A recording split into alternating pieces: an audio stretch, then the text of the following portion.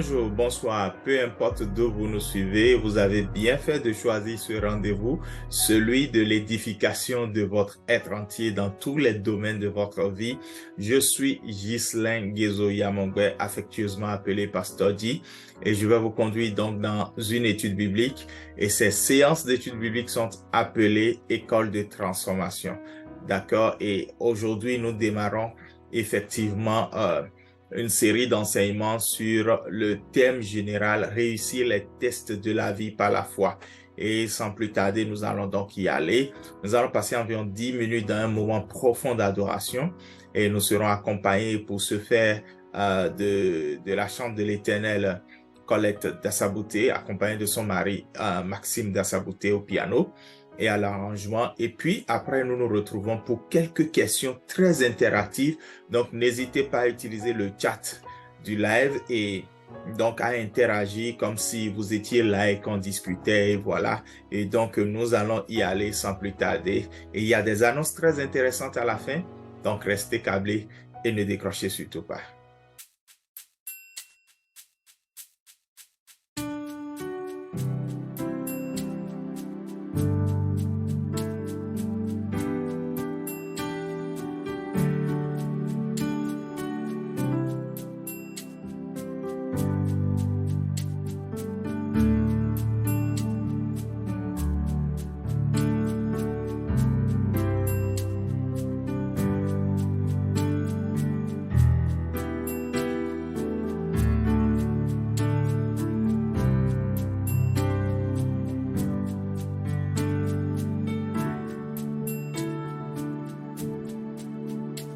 Seigneur Jésus, je t'aime, je me donne tout à toi. Que les écailles de mes yeux tombent pour que je te voie tel que tu es. Amène-moi aux choses simples qui me montrent ta grandeur. Amène-moi aux choses simples qui me montrent ta grandeur. Le ciel, la terre suffisent pour décrire toute ta splendeur. Le ciel et la terre suffisent pour décrire toute ta splendeur. Ouvre mes yeux que je voie ton armée qui m'entoure. Ouvre mes yeux que je voie ton armée qui m'entoure. Que je cesse de croire à la taille des illusions, que j'affronte la nuit, le jour. Tu es plus grand que tout ce qu'on dit de toi, tellement grand que tout ce qu'on entend si bas. Tu es plus grand que les mots du dictionnaire, tellement grand que tout ce que tu fais est à ta taille. Tu es grand. Oh Dieu, tu es grand, tu es grand. Oh Dieu, tu es grand. Oui, oh Dieu, tu es grand, tu es grand. Oh Dieu.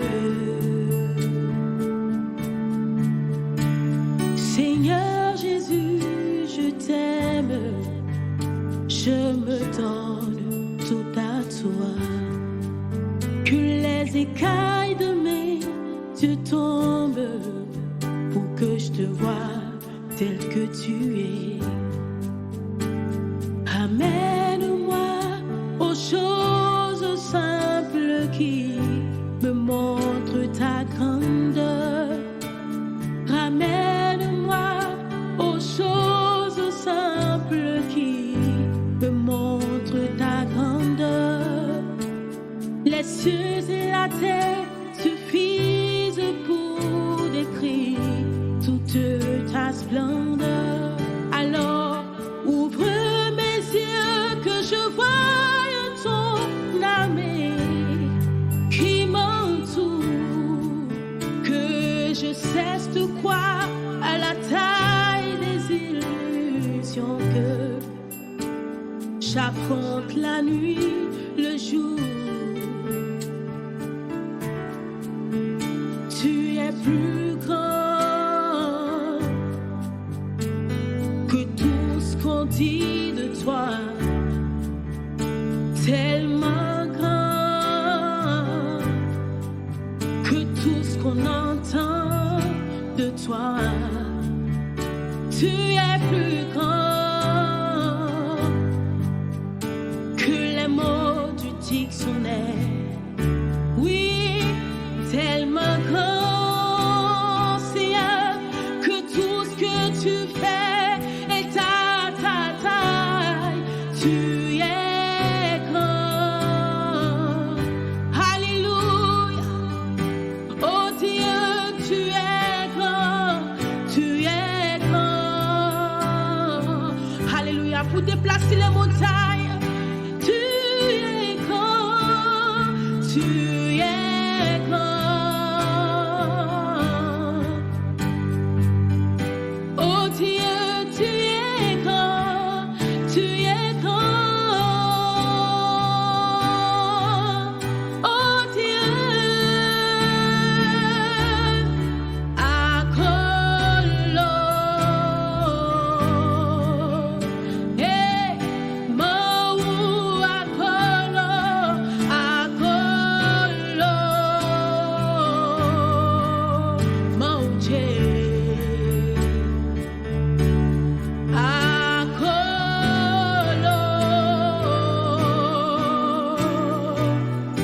Bono anuchiu. Akolo. Maou. Tu es grand. Oh Dieu, tu es grand. Tu es grand. Oh Dieu. Alléluia. Tu es grand, Seigneur. Voilà, merci Colette et Maxime Dassabouté pour ce moment. Merci, chers serviteurs de Dieu. Nous allons donc commencer notre étude biblique.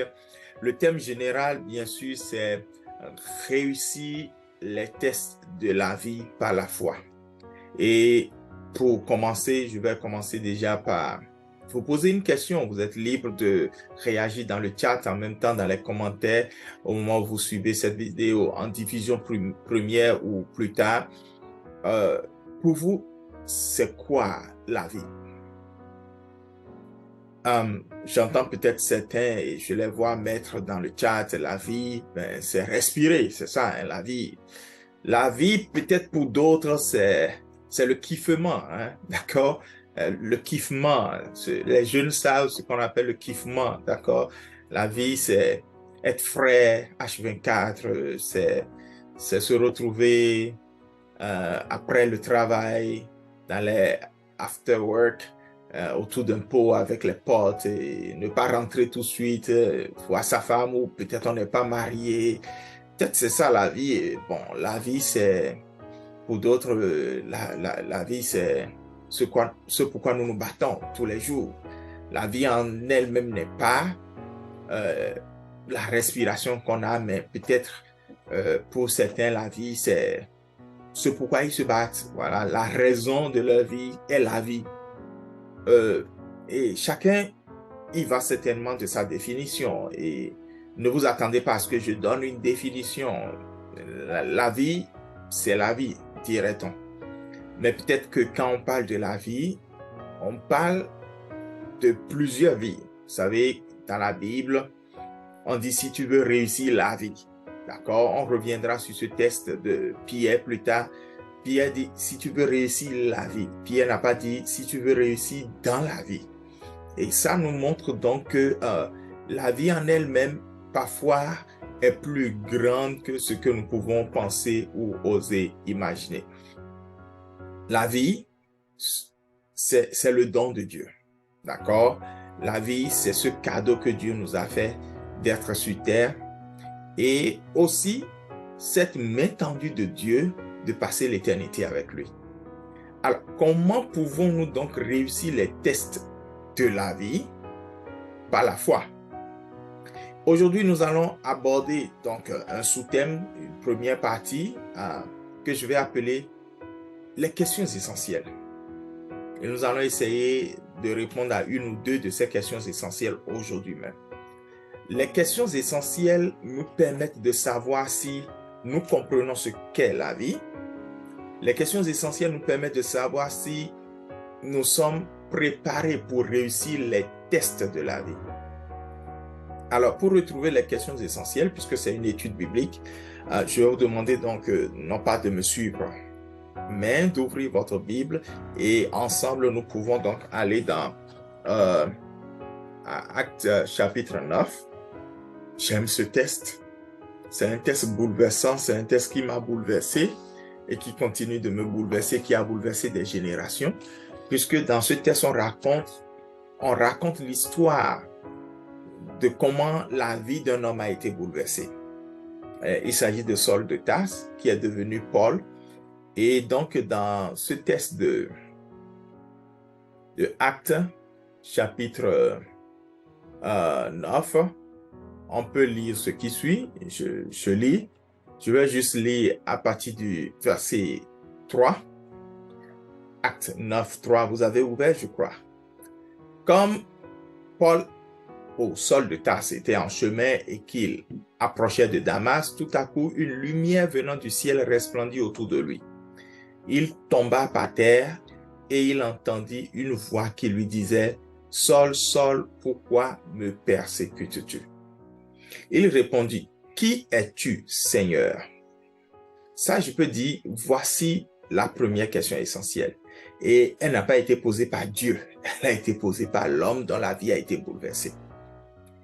Et le Seigneur lui dit, je suis Jésus que tu persécutes. Il te sera dur de régimber contre des aiguillons. Tremblant et saisi d'effroi, il dit, Seigneur, que veux-tu que je fasse? Ça, c'est la deuxième question essentielle dans ce texte, bien sûr. Et le Seigneur lui dit, lève-toi, entre dans la ville et on te dira ce que tu dois faire. Alors ici, dans ce texte, nous voyons deux questions essentielles. Mais en fait, il y a trois questions essentielles. Et nous allons commencer avec la toute première que le texte n'a pas mentionné. On viendra sur les deux que le texte a mentionné. Alors, pour résumer, les trois questions essentielles sont celles-ci. Vous pouvez noter, peut-être en les réécrivant dans le chat ou dans les commentaires, vous les garderez mieux parce que ce qu'on entend et qu'on écrit, on est engagé vis-à-vis et ça reste mieux. La première question essentielle, donc, c'est « Qui suis-je » ? Qui suis-je? Et beaucoup de personnes se sont posé cette question au fil des années, à travers les siècles, dans beaucoup de circonstances. Vous êtes heureux de pouvoir les poser ou de pouvoir vous poser cette question autour de la parole de Dieu et d'avoir donc une réponse rassurante et vraie. La deuxième question essentielle, c'est « Qui es-tu, Seigneur ?» Et c'est une question très profonde, mais c'est une question vitale. C'est pour ça, d'ailleurs, qu'elles sont essentielles. Et troisième question, c'est « Que veux-tu que je fasse ?» C'est-à-dire « Que veux-tu, Seigneur, que je fasse ?» Et donc, nous allons sans plus tarder aborder la toute première question essentielle qui est « Qui suis-je » Vous voyez, c'est une question tellement essentielle qu'à un moment donné, le psalmiste s'est dit « Mais qu'est-ce que l'homme, Seigneur, pour que tu prennes garde à lui ?» Et lorsqu'on veut savoir en fait qui l'on est, pas besoin de philosopher. Parce que justement, les premiers à se poser cette question, c'est dans des réflexions très poussés qui se sont posés cette question. Non, vous allez vous perdre. Ça ne va qu'ajouter confusion à votre réflexion. Et pas fini, ce sera de la dépression. Et le mieux, c'est de ne pas rester philosophe en se posant la question qui suis-je ou qu'est-ce que l'homme? Je vais vous donner une piste, d'accord? Et gardez cette piste-là. Déjà, qui nous sommes n'est pas notre apparence. Notre vrai nous n'est pas notre apparence. Mon vrai moi n'est pas béninois, il n'est pas américain, il n'est pas black, il n'est pas barbu, non. Je suis un esprit qui possède une âme et habite dans un corps. Et ça, c'est clair. Je suis voulu par Dieu, désiré par Dieu. J'étais dans sa pensée de toute éternité. Puis un jour, il a décidé d'utiliser Léona et Charlotte pour me déposer sur terre afin que je puisse accomplir un but. Qui suis-je? C'est ça. Et cela ne se réfère pas qu'à Ghislain. Cela se réfère à chacun d'entre nous. Voilà pourquoi, en voulant choisir qui nous sommes, si nous faisons attention à qui nous sommes spirituellement, nous aurons les meilleures réponses. Mais si nous ne faisons attention qu'à qui nous sommes physiquement ou émotionnellement, nous allons nous perdre. Je vais vous donner un exemple. Je vais rester dans le contexte de Actes là un peu. Et je vais vous montrer un homme. Il n'est pas pasteur. Je veux dire, il n'est pas parmi les apôtres. Voilà, parce qu'en ce moment-là, les apôtres, les 12 étaient les boss de l'église. Les Pierre, les Jean, les Jacques et tout ça, ils étaient les boss de l'église. Et ils étaient dans toute leur bossitude. Quand, à un moment donné, un petit problème s'est posé dans Actes chapitre 6 et Dieu a voulu choisir des collaborateurs à ces boss-là. Et on les a appelés les diacres. Et parmi eux, donc, il y a Étienne qui a été lapidé. Mais il y a aussi Philippe. Philippe est un diacre. Donc, il n'est pas un boss, c'est un laveur de plats. Le gars, Dieu a dit, nous vous faisons assistants des boss, donc des apôtres, pour que vous laviez les plats et distribuiez la nourriture. Mais au fond, qui Philippe est plus grand que ça. Parce que c'est quelqu'un qui est attaché à Dieu, attaché à la parole de Dieu et rempli du Saint-Esprit. C'était les conditions. Et Philippe est quelqu'un à qui Dieu parle et qui entretient sa relation avec Dieu. Et Philippe n'est pas quelqu'un qui est attaché à qui sa personne est, mais il est attaché à qui son esprit est. Vous voyez, Philippe est ce genre de personne capable de parler à un ministre des Finances, de le conduire à Christ, de le baptiser et de le quitter. Il y a plusieurs personnes aujourd'hui qui, se retrouvant dans la situation où ils sont la personne que Dieu a utilisée pour conduire peut-être un député, un président de la République, un puissant homme d'affaires ou toutes ces choses, si vous étiez dans la position de conduire une telle personne à Christ, si Dieu vous dit, voilà, vous avez rempli l'essentiel de la tâche que j'attendais de vous, conduire la personne à Christ, laissez une autre personne s'occuper de son affermissement. Est-ce que vous allez pouvoir accepter? Ça, c'est qui nous sommes. Qui nous sommes n'est pas le make-up, le maquillage. Non, qui nous sommes, c'est notre caractère. C'est, est-ce que nous sommes Philippe? Ce genre de personne capable de parler à un ministre des Finances, de le conduire à Christ, de le baptiser le même jour, alors que cet homme allait dans son pays. Si Philippe l'avait suivi, Philippe deviendrait automatiquement le prêtre tout-puissant en Éthiopie. Mais Dieu lui a dit, ta mission est finie, move de là, quitte là et retourne d'où je t'ai pris. Et Dieu l'a pris divinement. Mais Philippe n'a pas contesté, il a accepté, il a suivi. C'est ça qui nous sommes. Est-ce que vous êtes cette personne-là qui a le cœur de Christ, qui a le caractère de Christ? Est-ce que vous êtes cette personne-là à qui Dieu peut dire va, et puis à qui Dieu peut dire reviens, à qui Dieu peut dire tiens, et à qui Dieu peut dire je ne te donne pas? Parce qu'en fait, Dieu peut donner comme il peut ne pas donner. D'accord? Est-ce que vous êtes cette personne quand ça va bien? Vous louez Dieu, mais quand ça ne va pas, votre louange disparaît. C'est qui vous êtes? Est-ce que vous êtes cette personne qui, quand vous n'avez rien, votre engagement à servir Dieu est puissant, mais quand vous avez tout, finalement, est-ce qu'on a même tout dans la vie?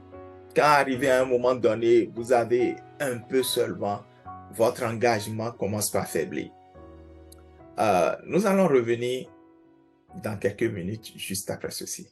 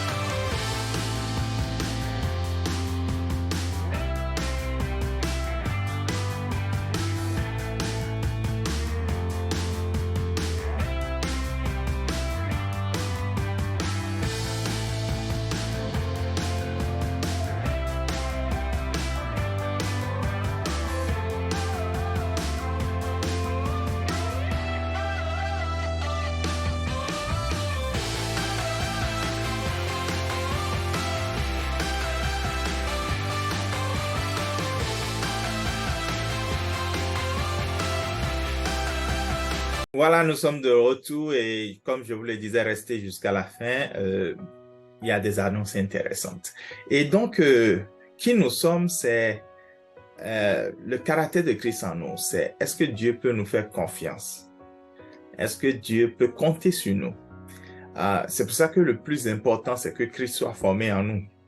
C'est l'esprit qui deal avec l'esprit. La chair ne sait de rien. Je n'ai pas dit que la chair n'est pas importante. Quand je parle de la chair, pas l'homme livré à lui-même, mais notre apparence physique. Mais c'est l'esprit qui deal avec l'esprit. Donc, il va falloir que nous apprenions à valoriser, à prendre soin de notre réel nous, de notre qui nous sommes, qui suis-je? C'est la première question essentielle. Et on reviendra là-dessus tout le long de cette étude biblique sur réussir les tests de la vie par la foi. D'accord? Donc, ce n'est que l'introduction aujourd'hui. Et pour vous montrer que Philippe était vraiment la personne en qui Dieu pouvait faire confiance, c'est que Philippe savait qui il était et que Philippe a bien répondu à la question « Qui suis-je ?» et que vous verrez quelques versets plus tard, donc dans Actes chapitre 8, que ce Philippe, à qui Dieu peut dire « Quitte un premier ministre et il va obéir », ce Philippe s'est retrouvé en Samarie pour démarrer, on va dire, un ministère de rien du tout. Et Dieu a béni ça d'une façon extraordinaire. C'était très puissant. Des conversions, des guérisons miraculeuses, des délivrances d'esprits démoniaques. C'était huge, c'était énorme. Et voilà, pendant qu'il était vraiment dans ça, et que les gens affluaient pour se donner à Christ, Dieu amène les boss, c'est-à-dire les apôtres. N'oubliez pas que Philippe, c'était juste ceux qui aidaient les boss. Donc, Philippe a dit, ok, Dieu, c'est ta volonté, non la mienne. Un peu, il est à l'image de son maître, Jésus, qui dit, non toutefois pas ce que je veux, mais ce que tu veux. Et donc, notre vrai nous, c'est ça. Et école de transformation, c'est cette manière de vous amener à aller vers la Bible et qui bouleverse toute votre vie. Et quand je parle de bouleversement, c'est dans le sens positif, parce qu'en fait, il faut parfois un bouleversement pour réaligner les choses, pour mettre à leur place ce qu'il faut. Vous savez? Et donc, ça, c'est la première question essentielle. J'ai dit, on verra 2 questions essentielles et puis on se retrouve la fois prochaine pour voir la 3e question essentielle et évoluer donc dans cette étude biblique. La 2e question essentielle qui me rappelle ça dans le chat, pour rappeler, la première c'est qui suis-je? La deuxième, donc, est dans Actes chapitre 9 qu'on a lu, et c'est « Qui es-tu, Seigneur ?» Alors, c'est une question aussi qui peut égarer les gens. Et cette fois-ci, ce n'est pas une question philosophique, mais c'est une question de goût, du choix de chacun. Parce que avec la question « Qui es-tu, Seigneur ?» chacun y va de sa croyance, de sa religion, de son interprétation même de la Bible. Vous savez, donc, qui es-tu, Seigneur? Ce n'est pas une question de religion. Qui es-tu, Seigneur? Ce n'est pas tous les chemins mènent à Rome. Qui es-tu, Seigneur? C'est qui es-tu, Seigneur? Alors, qu'est-ce que je veux dire par là? Pour connaître Dieu, il faut connaître son Fils. Tous ceux qui essaieront de vous montrer Dieu et d'exclure son Fils, fuyez-les. Est-ce que tu as ça? Gary? Tous ceux qui essaieront de vous montrer Dieu, ils parleront de Dieu, mais vont exclure le Fils, fuyez-les. Tous ceux qui essaieront de vous parler de Dieu vont intégrer le Fils, vont accepter le Fils, mais vont ajouter autre chose au Fils, fuyez-les. Tous ceux qui vous parleront de Dieu vont reconnaître le Fils, mais vont habiller cela avec ce qu'on appelle les rudiments de ce monde, les préceptes de ce monde, la philosophie de ce monde. Fuyez-les. Le Christ se suffit à lui-même. Dans Jean chapitre 17, on reviendra là-dessus également. Jésus dit de lui-même, ce que Dieu veut, c'est que toi et moi, nous ayons la vie éternelle. D'accord? Et la vie éternelle, c'est de reconnaître qu'il y a un seul Dieu et de reconnaître aussi son Fils qu'il a envoyé. D'accord? Donc, la vie éternelle n'est pas possible tant qu'on ne reconnaît pas le Fils. Alors, Dieu, Fils, ils sont plusieurs? Non. Non, ils ne sont pas plusieurs, c'est le même. Il s'est montré en plusieurs, mais c'est le même, d'accord? Et donc, si cela nécessite des explications pour que tu saisisses de quoi il s'agit, écris dans le chat et nous pourrons revenir là-dessus plus amplement. Retiens tout simplement qui est Dieu. Je vais essayer de donner certaines lumières. La première, c'est il est celui qui ne se renie pas. Il ne ment pas, il ne change pas. Jacques dira que il n'y a pas d'ombre de variation en lui. C'est-à-dire, il n'est pas comme un homme, il dit oui aujourd'hui, demain il dit non.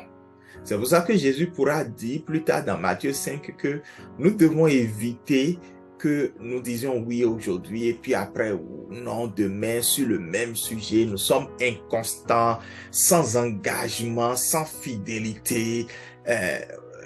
Jacques toujours donc dit que celui qui est sans engagement, sans commitment, sans fidélité, il est tantôt à gauche, tantôt à droite. En fond, on dira tordément. Ouais. Vous voyez, quand il y a un cocotier au bord d'un coup d'eau et que vous regardez les reflets des feuilles des cocotiers au bord du coup d'eau, qu'est-ce que vous voyez? Tantôt, vous voyez la feuille de cocotier complètement à gauche, complètement à droite. Le cocotier, ça bouge ou pas? Ça ne bouge pas. Même quand le vent ne souffle pas, les feuilles bougent. Le reflet des feuilles bouge dans l'eau. Non, Dieu n'est pas comme ça. Il n'est pas aujourd'hui content et puis demain fâché. Jérémie 31:3 dit que il a un amour éternel.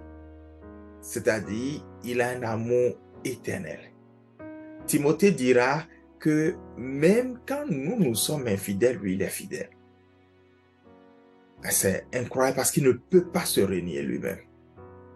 C'est tout juste incroyable. Dans Deutéronome 7, il dit qu'il garde sa fidélité et son alliance des générations. Pour nous, pour nos enfants. En fait, lorsque vous ne connaissez pas Dieu, de la manière dont lui-même s'est révélé dans la Bible, votre foi va être handicapée et il vous sera difficile de réussir au test de la vie. Je vais vous donner un exemple, un peu comme j'ai donné l'exemple de Philippe tout à l'heure, mais cette fois-ci, je vais donner un exemple pratico-pratique. Philippe était pratico-pratique, mais de ta vie et de ma vie, quoi. Si nous avons eu un père qui a abusé de nous, qui, point oui ou non, non, nous tape, qui aujourd'hui proclame qu'il est notre père, mais demain, il abandonne le foyer, il ne s'occupe pas de nous, il est... Voilà. Et que nous donnons notre vie à Jésus et que nous apprenons que Dieu est notre Père. Vous voulez qu'on ait quelle image de Dieu? Et ça biaise complètement la foi de plusieurs personnes. Ça détruit complètement la foi de plusieurs personnes. Il y a même ceux qui n'ont jamais connu le Père. Aujourd'hui, Dieu se révèle à eux comme Père. Tantôt, ils ont foi, mais tantôt, ils ont peur. Parce qu'ils disent, mais et si Dieu disparaissait comme mon Père? Vous savez, le plus grand message de la Bible, c'est quoi? C'est l'amour. Jésus, il dit, le Père m'a envoyé parce qu'il vous aime, il m'aime. Jésus dit, je suis venu pour vous montrer un seul chemin. J'appelle ça le chemin royal, celui d'aimer Dieu et d'aimer son prochain. Donc la Bible de Genèse à Apocalypse tourne autour de l'amour. La Bible s'ouvre sur un mariage et finit par un mariage. Dans Genèse chapitre 2, déjà nous assistons à la première célébration d'union entre un homme et une femme. Et dans le dernier chapitre, dans Apocalypse 21, nous voyons déjà comment l'Esprit appelle l'Église à rencontrer son époux. Donc l'épouse a rencontré son époux, l'Église a rencontré Jésus. La Bible, c'est l'amour. Et si quand on dit qui est Dieu, et que quelqu'un ne reconnaît pas cette dimension d'amour de Dieu, sa foi est biaisée. Et cette personne dont la foi est biaisée ne pourra pas réussir les tests de la vie. Et donc, ça, c'est la deuxième question essentielle. C'est vraiment la deuxième question essentielle. Si vous voulez une autre lumière sur qui est Dieu, parce qu'on reviendra là-dessus, ça c'est clair. On reviendra là-dessus. Si vous voulez une deuxième lumière sur qui est Dieu, Dieu est la vie. Et quand on dit Dieu est la vie, ce n'est pas la respiration. Dans Jean 10, 10, la vie qu'il est, il nous donne cela. Il dit c'est une vie qu'il nous donne et qui est en abondance. Pour comprendre cette vie, il faut retourner à l'ouverture, aux premières pages de la Bible. Quand Adam était une masse informe et que Dieu a soufflé sa vie à lui dans Adam. Mais Adam était un Superman. Il dominait tout. Il dominait les oiseaux du ciel, les poissons de la terre. Il dominait tout. Il dominait les dinosaures puisqu'ils existaient. Il dominait tout. Il avait autorité, domination. Pourquoi? Parce que la vie de Dieu était en lui. Mais lorsqu'il a péché, cette vie l'a quitté. Parce que Dieu avait dit, le jour où vous pécherez, cette vie va vous quitter. Et quand la vie quitte quelqu'un, on dit quoi? Que la personne est morte. Et donc, il a dit, quand vous allez pécher, vous allez mourir certainement. Et ils sont morts. C'est-à-dire, ils ont perdu cette vie. Et quand Christ est venu, c'est cette vie qu'on avait qui nous a redonné. Quelqu'un dit Amen. C'est pour cela que quand on cherche à connaître Dieu, il faut reconnaître que ce Dieu est le Dieu de la vie.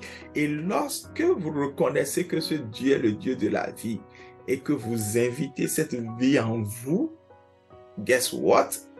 Cette vie va arranger tout ce qui est mort dans votre corps. I'm telling you. Je vous dis la vérité. Cette vie va guérir votre corps mortel. Si vous invitez cette vie dans votre maison, dans votre foyer, amis, cette vie va embraser tous les aspects de votre foyer. S'il s'agit du mariage, de la relation mari-femme, je veux dire, cette vie va embraser cela. S'il s'agit de la relation parent-enfant, cette vie va embraser cela. S'il s'agit d'un combat spirituel, cette vie va embraser cela. La vie, Dieu est la vie. Quelqu'un met Amen dans le chat. Dieu est la vie. Et donc, nous allons nous arrêter là pour aujourd'hui et nous retrouver mardi prochain. Tous les mardis, cette vidéo, donc voici les annonces, elles sont très importantes, veuillez les suivre. Tous les mardis, donc, vous suivrez École de transformation ou bien Transformation Classe en direct sur YouTube et sur Facebook. D'accord? Ce sera une diffusion première sur les deux plateformes. Donc, pas un live, mais une diffusion première. Ça vous donne l'opportunité donc d'avoir le chat du live et d'interagir avec la vidéo au moment où elle est diffusée. Mais si vous êtes occupé et que vous n'arrivez pas à suivre la diffusion en première, vous pouvez toujours suivre plus tard. Et pour cela, pour justement être notifié de toutes nos diffusions, il faut que à tout prix, vous cliquez sur le bouton qui est en bas là, le bouton abonnez-vous, d'accord? Et que vous appuyez sur la cloche qui s'appuie, qui est juste à côté du bouton abonnez-vous et que vous activez toutes les notifications. Ainsi, toutes les fois que nous mettons une vidéo en ligne, que ce soit École de transformation, que ce soit Ciel ouvert ou que ce soit la diffusion des cultes du dimanche, vous soyez notifiés. Et donc, ça, c'est la première information. La deuxième, c'est que ces contenus ont besoin d'être relayés. Je ne le dis pas pour moi. Je me fous pas mal des likes et des follow. C'est le dernier de mes soucis. D'accord? Mais des gens ont besoin de dire, Seigneur, merci pour ce que tu m'as appris, tel que vous êtes en train de dire, Seigneur, merci pour ce que j'ai appris aujourd'hui. Donc, partagez. Partagez même à des gens qui ne connaissent pas Christ. Partagez à des gens qui connaissent Christ. Partagez-leur la parole. D'accord? La troisième annonce, c'est justement par rapport à l'Église en mission USA. C'est la communauté que Dieu est en train de nous aider à établir ici en son nom parce qu'il a dit, vous irez établir ma vie dans les nations. C'est l'appel que nous avons reçu en tant que missionnaires et que nous sommes en train de nous évertuer à mettre en œuvre. Donc, l'Église en mission USA, c'est une mission du Seigneur ici dans la ville où nous sommes à Austin et nous avons déjà des programmes en ligne, nous diffusons des programmes sur les réseaux sociaux et si donc vous voulez nous recevoir, écrivez-nous, d'accord? Utilisez le bouton WhatsApp qui est sur Facebook et sur YouTube. Utilisez donc les commentaires, les chats pour nous écrire et nous allons vous contacter en privé pour que vous intégrez nos listes de diffusion pour recevoir le ministère qui est fait ici. Et l'Église en mission a divers programmes. Vous retrouverez tout dans la description. Notre premier programme, c'est de la semaine, c'est un programme de prière les lundis matins que nous allons commencer très bientôt, qui n'a pas encore commencé. Le deuxième programme, c'est justement ça, l'école de transformation, qui est pour tous les mardis, d'accord, en diffusion première. L'heure peut varier, c'est pour ça que j'évite de donner l'heure pour le moment, puisque c'est en ligne. Et puis, le troisième programme, c'est Ciel ouvert, qui est pour tous les vendredis aussi, une séance de prière avec proclamation prophétique, d'accord? Et puis, le dernier programme, c'est les cultes de dimanche. Ça aussi, ça n'a pas commencé. Dès que ça commencera, vous serez notifié si vous êtes abonné et que vous avez activé la cloche de notification. Donc, je rappelle, il y aura une séance de prière en début de semaine, d'accord, proclamation, étude biblique, école de transformation, séance de prière, ciel ouvert et puis le culte de dimanche. Donc, voilà essentiellement les annonces que nous avons pour vous, pour que vous puissiez donc être bénis dans le Seigneur. Je vous retrouve donc le mardi prochain pour continuer ce qu'on a commencé avec la dernière question essentielle qui est: que veux-tu que je fasse? Beaucoup sont perdus, mais vous ne serez pas perdus parce que vous serez nourris. Mais en attendant mardi prochain, rendez-vous le vendredi déjà dans 3 jours. Non, ça fait 1, 2, 3, 4. Dans 4 jours, de vendredi, pour ciel ouvert, d'accord, sur le même channel, sur les mêmes plateformes. Vous serez édifiés par ce temps de prière avec proclamation prophétique. Je suis Ghislain Guézo Yamoué, affectueusement appelé Pasteur D. Merci d'avoir été avec nous. Nous allons prier. Père, ta grâce seulement, ta grâce pour accepter de nous dépouiller et de nous revêtir de Christ, de laisser notre être intérieur être constamment en communion avec toi, par la parole, nous laisser dépouiller par ce qui ne t'appartient pas, refuser de laisser notre vie être guidée par l'homme livré à lui-même et accepter la direction du Saint-Esprit. La Bible déclare que ceux qui sont conduits par l'Esprit de Dieu sont appelés fils de Dieu. Nous sommes tes fils et nous voulons être conduits par toi. Et nous prions pour que, Seigneur Dieu, tu te révèles davantage à nous, que tu révèles la vie que tu es en nous, que tu révèles, Seigneur Dieu Tout-Puissant, ta fidélité, ta constance, ton amour. Béni sois-tu, Seigneur. Tu es grand, tu es merveilleux. Veille sur la famille de chacun d'entre nous. Je déclare la bénédiction dans nos maisons, la bénédiction dans nos têtes. Je déclare toutes sortes de confusion et de troubles dans le cœur et dans la tête de quelqu'un. S'enfuit au nom de Jésus. Je déclare que ce qui est courbé soit redressé. Ce qui ne marche plus commence par marcher à nouveau au nom de Jésus. Je déclare que ce qui est perdu soit restauré. Que la grâce de Dieu le Père, l'amour du Fils et la communion du Saint-Esprit demeurent avec chacun. Que le bonheur et la grâce soient avec chacun dès maintenant et à jamais. Shalom, shalom, shalom.